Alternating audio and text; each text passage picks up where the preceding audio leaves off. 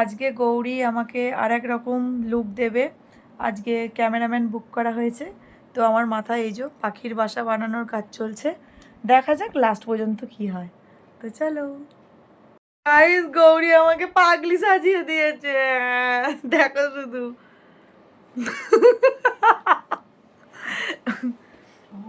এই হচ্ছে আমার লুক, দেখ কেমন লাগছে রে। তো গাইজ দেখো আমার ফাইনাল লুক রেডি হয়ে গেছে। হেয়ার স্টাইলটা দারুণ লেগেছে, আমার পুরো মেকআপটাই দারুণ লেগেছে। শাড়ি পরানো থেকে শুরু করে মেকআপ, আই মেকআপ সব কিছু আমার একদম পারফেক্ট মনে হয়েছে। তো তোমরা দেখো, তোমাদের ভালো লাগলে অবশ্যই লাইক কমেন্ট করো। আর আমার বোনের প্রোফাইলটা আমি ট্যাগ করে দেবো, তোমরা প্লিজ ওর সঙ্গে যারা বদ্দিপুরে আছো যদি ভালো লেগে থাকে আমার মেকআপ, তাহলে ওর সাথে যোগাযোগ করে নিও। তো দেখো এখন দাদা ফটোশ্যুট করে দিচ্ছে, এদিকে দীপা এখন লাইটটাকে ধরে আছে, কি আর করার।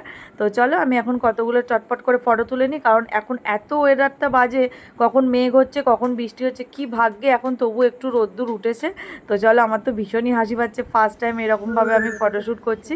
তো দেখো বলতে বলতে ভীষণ জোরে বৃষ্টি নেমে গেছে, তো মনে হয় না এখন আর কোনো ফটোশ্যুট করতে পারবো।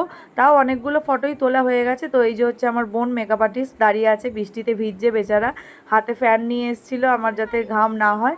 আর দাদা তো এই ঘরটার মধ্যে ঢুকেই গেছে ক্যামেরা ট্যামেরা নিয়ে, এত বৃষ্টি হচ্ছে। তো চলো, ভিডিওটি ভালো লাগলে লাইক কমেন্ট করো, বাই।